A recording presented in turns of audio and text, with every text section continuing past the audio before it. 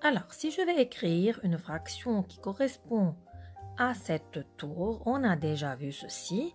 Alors, puisque cette tour, elle est formée de 1, 2, 3, 4, 5, 6, de 6 morceaux, donc je peux écrire la fraction 6 quarts. 6, ça représente les morceaux, les 6 morceaux qui forment la tour. Et le 4, ça indique en combien de parties est formée l'unité.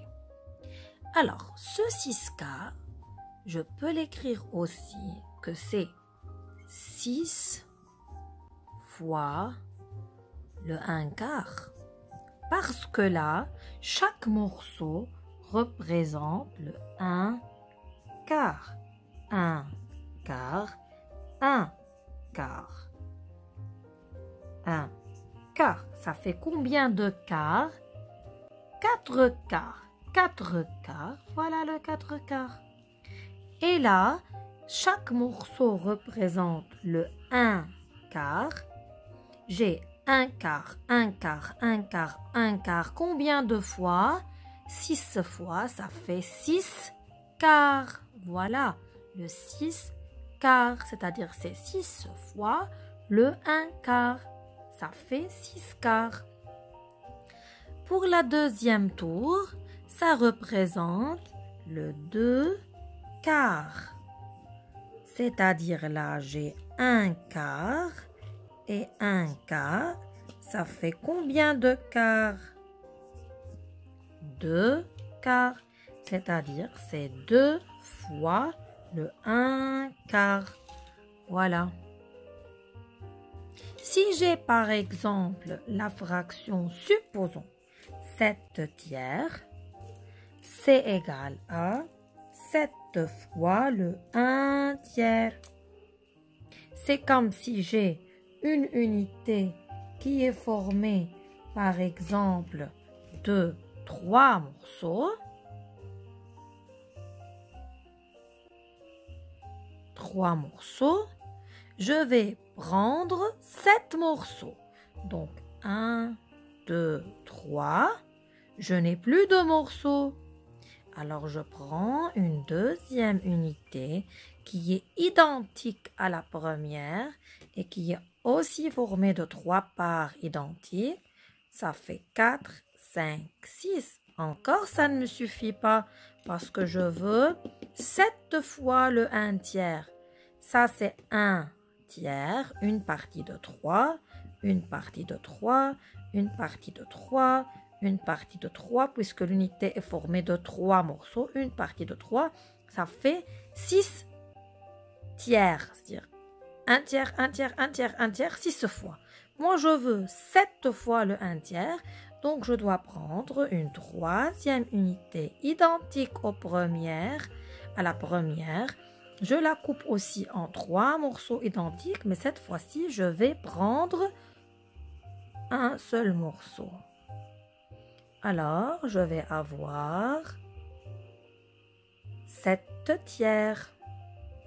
7 tiers, c'est 7 fois le 1 tiers. Voilà.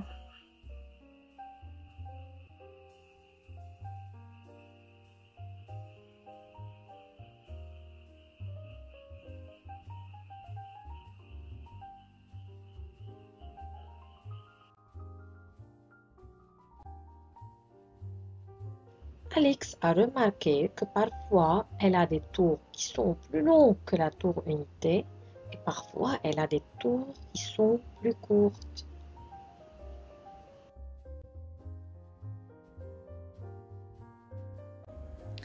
Voilà, j'ai essayé de réécrire tous les exemples qu'on a travaillés concernant la tour qui est formée de quatre morceaux, la tour unité qui représente les quatre quarts.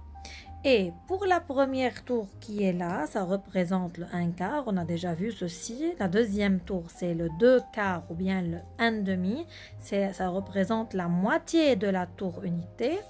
Et pour la troisième tour, ça représente les 3 quarts, donc par rapport à la tour unité. Si vous regardez bien ces 3 tours, vous allez remarquer qu'elles sont plus petite que la tour unité, n'est-ce pas? Regardez, elle est plus courte que la tour unité. Celle-là, elle est plus courte que la tour unité. Et celle-là aussi, elle est plus courte que la tour unité. Et voilà deux autres tours qu'on a aussi travaillées. Donc, la première tour, elle représente les 5 quarts par rapport à la tour unité.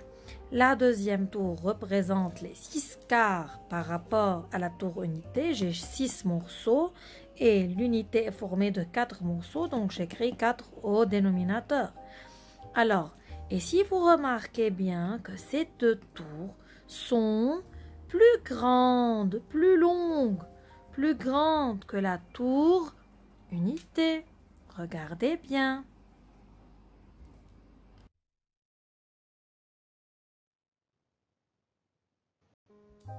À la fin du jeu, Alex se demande: comment je vais savoir si une fraction va être supérieure à l'unité ou inférieure à l'unité sans utiliser des Legos?